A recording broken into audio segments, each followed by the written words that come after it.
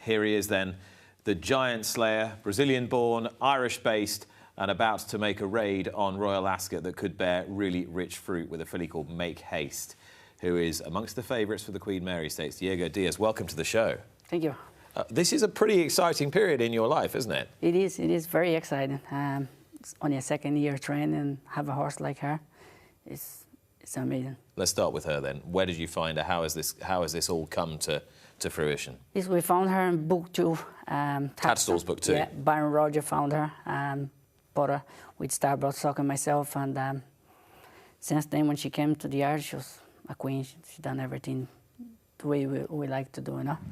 Let's just take a look at her winning and in really taking style as well. What is it about her that sets her apart, do you think? Her mind. She's amazing mind, and she does everything you ask. You know, when she go to the gallops, she wants to go in front, she go in front. She wants to go in behind, she go behind. And she has that turn of foot. That's what, you know, the stride length in this filly is amazing. She has some stride. I mean, I have some idea as to the strength of the horses she was running against, which is pretty good relative to what we've been seeing over here. But the way she really lengthened there, Jamie, you must have been pretty impressed with that. Yeah, she's very impressive. Have Wathnan been on the phone? Did you watch? No, Wathnan. Have they been trying to buy her? They tried to buy her, yes. In fairness to my owner, Simon Chapman, he refused £760 for her. He refused £760,000 yeah. for her? For her, yeah. OK. That's a bit of transparency there. From Wathnan? From Wathnan. From Wathnan. Yeah. Well, that gives you a pretty good idea of the values that we're talking about, doesn't it, Jamie? Yeah. We were talking about earlier, what would this cost, what would that cost? There's a 2-year-old filly going into Ascot, and they've been offered 760,000 sterling. Would you have turned down 760,000 sterling for it? Probably not. But it would depend on, obviously, who owns the horse and what your opinion of the horse was. You know, where can she go from here? There is a chance she can be worth a lot more than that in a couple of runs' time. Exactly, yeah. Is there any truth, to take this down a slightly more homespun route, is there actually any truth in the fact that horses with big ears are more genuine? I only ask because I just saw the head-on shot of her coming in there. They're absolutely huge. Yeah, she has big ears, all right, yeah. And is she a very genuine, easy character? She is. Yeah. She's very genuine. No. Well, what a thrill to have a filly like her going for the Queen Mary. She did a piece of work on the Curragh a couple of days ago? She did Wednesday there after racing, and Gavin Ryan rode her and was very, very impressed with the filly. OK, so all systems go? All systems going. For Wednesday? For Wednesday, and she's ready for. Alrighty. Now, you are pretty well known in these circles, but you're not that well known outside, you know, the inner sanctum of horse racing in Britain and Ireland and indeed Brazil. Where did it all start for Diego Diaz? Well, I was race riding back home in Brazil, came over to Ireland as just to walk in the yard. But before the race riding, where did you grow up? I grew up in Brazil, south Brazil, Goiânia. It's a small racetrack. Rode there for a year. I was a champion jock there in that year. But were you involved in racing as a kid? Were you? Yeah, I was. Yeah, my father was a trainer. Yeah. So I was born with horses. Like I was around horses all my life. So there was zero question that you would ever do anything else. This was it. It was horses. Exactly. Yeah. And describe to me so what was the racecourse called again? Goiânia. That's where it started. Okay, so just describe that to me. How it runs, how many race meetings do they have? What kind of scene is it there? It's only a small racetrack, 1 meet a week. Only 5 races in a Saturday, so it's only small. And then after I rode there for a year, I went over to Rio, and that's different. Those big race cars. So you were trying to make it as a rider on the bigger circuit? Yeah. On the kind of urban circuit? Yeah, correct. How'd you get on? Get on okay. Rode 175 winners there, but it's hard out there. You know, one time I was there, Georgie Ricardo's there, and he was riding every winner. You know, 10, 11 races in the day, he'll probably ride 6 winners. So it's make hard for any other jockeys, you know. And does he still hold the record for most winners ever ridden by any jockey ever? Yeah, he's still having, yeah. Yeah. Yeah, and he's still riding. Still going? He's still going. And how old is he now? Because he's 80-something now, but he's still riding. And he's less horses now. He's riding maybe 5 races a day. He's minding himself.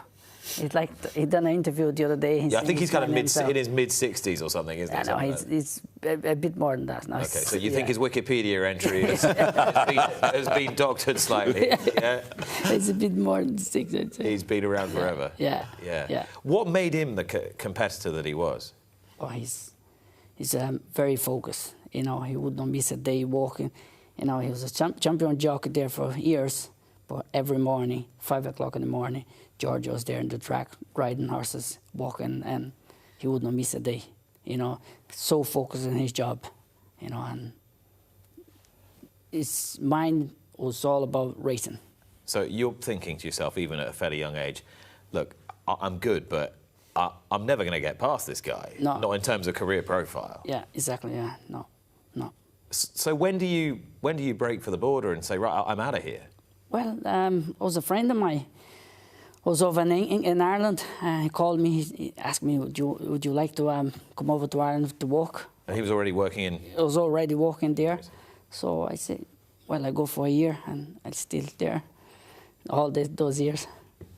So, what did you like about it when you arrived? Well, I thought there was something different, you know, like back home, Brazil, we were right in the city of Rio de Janeiro, and then came to outside the country. You know, it was all different to me, but no, I did settle very well there. I was really happy where I was. Rio de Janeiro to County Clare is quite a contrast, isn't it? Yeah. Quite a contrast. Yeah. Big culture shock. Yeah. Did you immediately feel at home in Ireland?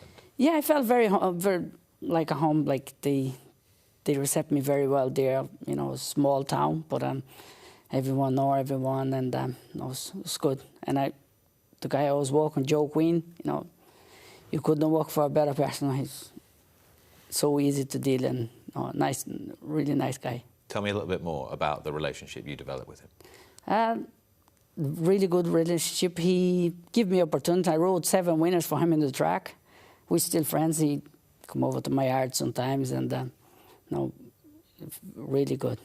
And you're part of a generation of professionals from Brazil who've come and made a really big impact in European racing. You know, we've seen Ammo Racing with their Brazilian-led operations in Lambourn and in Ireland. What do you think are the skills that you're bringing? What do you think this generation of Brazilian horse people are bringing to European racing? Well, it's like every country, everyone has the mind for what they want to do. Like in racing, forever the guys who come into here, they live their life with horses. So we walk with horses all our life as well. So we come here, focus and do our best and show our best. You know, they're great riders back home. You know, like Jimmy Papa, like walk riders. You know, you couldn't ask for better guys. You know, they have good hands, and so. So it's a work ethic, but it's also in that you feel an affinity with the horses. Yeah. That's been developed over generations. Yeah. Jamie, is that something that you recognise? Obviously, you're familiar with Diego from what he's been doing for a good few years, and you'll have seen, we were talking about the breeze-ups earlier, you'll have seen a lot of this influence coming through preparing young horses. Yeah, I mean, we've had Brazilian riders who are very good. I mean, the problem now is being able to get the right paperwork in place so that we can legally employ them. So is that harder now or not? Yeah, it's harder now. It is? Yeah, it's harder now, but obviously it's something that government have looked at and racing has looked at, and whether it's going to get easier going forward, I don't know. But, you know, we are a nation where there is a dearth of riding talent. And obviously Brazil is a nation that's got plenty of it. Yes. And so, you know, if you know, the more the merrier would be my thoughts. And, you know, we've seen, you know, guys like Diego come over and not just, you know, be employees in racing yards, really forge careers. And you look at, you know, sort of Robson and the guys in Ireland, you know, phenomenal what they've done. And yes, the breeze-up scene is certainly dominated by Brazilian riders. I mean, what proportion of the breeze-up horses were ridden by a non-Brazilian this year? I would say 10%. You know, and also consigning. And why do you think that area, the breeze up area, is a specific area of strength? I think the Brazilians ride a lot of quarter horses back home in Brazil. Right. So they're all speed. So I think we're trying to bring that to the breeze up horses as well. And now the breeze ups, it's all gone about time. Jim, we're going to tell you as well. It's all about time. So you have, if a horse don't breeze well, it's hard to sell. It's going to be a struggle for you. Yeah. And so you feel that there are ways of getting those younger horses to show themselves off to their very best. Exactly, yeah. Yeah. Listen, if you're a good rider, and if you have the times, the most important is time in your head. You know, if you go too fast early, you won't get to finish. You won't even over finish 2 furlongs. Even over 2 furlong. You could do a mistake, go 10 furlong flat for the first furlong, and you would not get there for the last furlong. So you always have to have your mind. You go a certain speed, but you have to make up your mind to finish there strong and hit the line strong. So really, is that the bridge from your brief riding career in Ireland to your training career? The bridge is preparing horses. Yeah. It's training horses, yeah. preparing horses to run at 2-year-old in training sales. Yeah. Yeah. So how did that start? Well, I started with Joe, breezing horses for him. So I decided to buy 1 or 2 myself, prep myself, and then Star Bloodstock come along and give me the opportunity to train the horse for them, prep for the breeze up, and that's where all start. You make it sound so easy. Well, no, it's not that easy. No, I know. It is very hard because we only have that day. It's very hard for the breezers consignor because we only have that day, so we have to have the horse 100% in that day. It's different for racing. He can miss a day, and you say, okay, I can pick up another race for him next week, but at the breeze ups, we have to have the horse 100% in that day. So it is not easy. You're also taking a significant amount of financial risk on yourself. I mean, not so much now because you've got big investors, but when you thought, well, I'll have a go at this. Yeah. I could do this and this and this. What was it that gave you the confidence to do that? Because you've got to have some balls to do that. Yeah, you do. But I started very low. I bought cheap horses in the start, and they breezed well, sold well, and they went and won races. So that's where I started. So I started to invest a bit more. So now, like, you could not buy a cheap horse and go to a breeze up. You would not get into a breeze up sales now. The competitor is very competitive now. You know, the quality of horses going to the breeze up is good now. You know, so good. And of course, if you've got a lovely life doing this and you know how to do it well and you're building and building and building, you're getting clients in, you're getting investors in, why then do you say, well, actually, I want a license, I want to train them on the track? What was it inside you making you flick that switch? For the past 3 years, Star Bloodstock was selling horses well, and we felt like there was good horses left behind. And Matt Evans, who started Star Bloodstock, and just said, listen, try get your license, and we'll give you a chance. We'll get the horses to run if we don't sell. And that's what happened. Simple as that. Yeah. And you were quite happy to go along with that? Yeah, I was. No, I was very excited. I always want to be a trainer. You know, I know I was prepping the horses for breeze up, but like I always have this ambition to be a trainer one day. Okay, so what's the growth been like in the last 2 years? Where did you start and where have you got to? Well, I started with 5 horses last year, and I 16 horses in training this year. And Make Haste, she's the one. I think she could take me all the way. You know, I think she's one of my best ones. And we're going to talk a bit more about her in a while, but you came to Goodwood last year with a horse called Mansa Musa. And everyone's going, well, obviously, as I said, there are people like Jamie Osborne who know exactly who you are and were, but there's plenty of people looking at the race card and thinking, who the hell's this guy? How important was that for you? That was very important. Was it? Oh, it was. Yeah, it was great for the owners. And I think it was 4 runners I did have before that race. And nobody did believe the horse could win, but I was very confident the horse and my owners as well. You come to a meeting like Glorious Goodwood and suddenly all the eyes are upon you. You've got all these big yards against you, Juddmonte horses, Godolphin horses, 2 Jim Hayes in the mix as well. Yeah, but that was a good race, and I know I was bringing a good horse. So that was giving me that confidence. 20 to 1. 20 to 1, yeah. My word. If only we'd known then, Jamie, what we know now. I'd say he was going to be a bit more than 21 if my owners did not put a bet. They did have a bit of bet on him. Good. Yeah. So what became of Mansa Musa? He's in America. He just after won last night in there. Did he? He did, yeah. 3 runners, second or third, and he won last night. Fantastic. Yeah. Good. Yeah. At Saratoga? Saratoga, yeah. Ah, fantastic. So he won on the Belmont undercard last night, this horse, and this was the meaningful beginning of his career, Mansa Musa, at Goodwood on the 1st of August of last year. Since when, great strides have been made by the man on my right, Diego Diaz. Gennari's another horse who's done great for you, though was multiply placed in group races and some pretty good ones and didn't win. She hasn't won yet. A bit frustrated with her.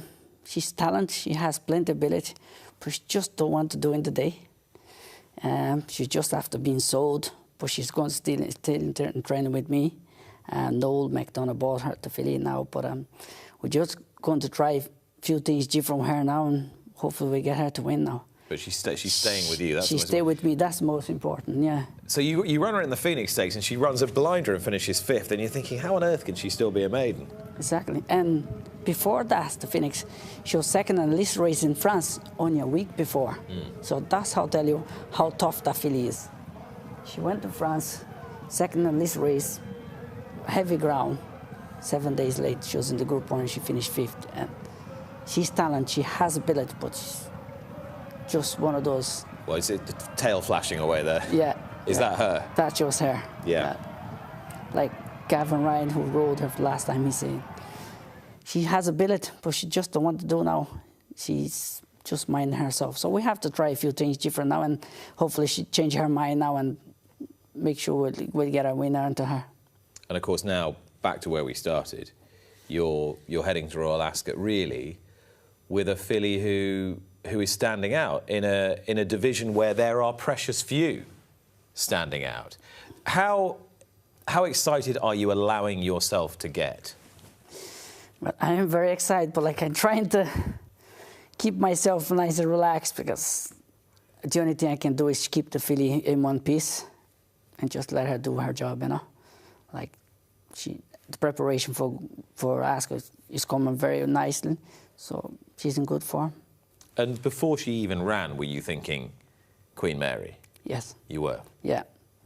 No, Simon came in February. We done the walk at the end of February, and straight away we said, this is a filly, she'll go to the Queen Mary all the way. So she was top of her head, she was the one. Have you ever had the luxury of that? Of before a horse has run thinking, I'm going to win and it's actually worked out?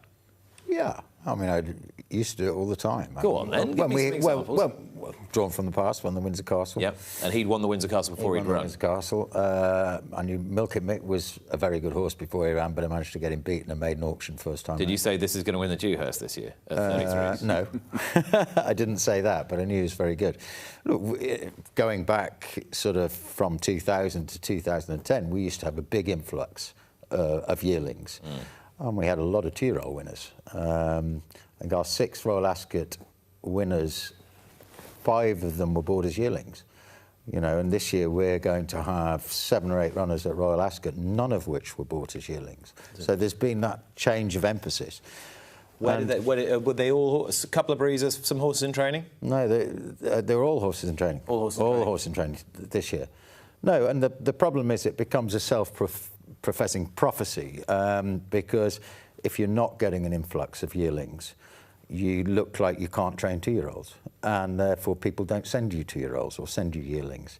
So, or ask you to go and buy one. Or ask you to go and buy one. So, you know, we used to have a lot of 2-year-old winners. The amount of money I had to spend on yearlings declined. I pushed people in a different direction, which consequently means that, you know, we now look like a yard that can't train 2-year-olds. But, you know, I've had 2 Royal Ascot 2-year-old winners, a Dewhurst winner, and, you know, so... Flip that coin, Diego.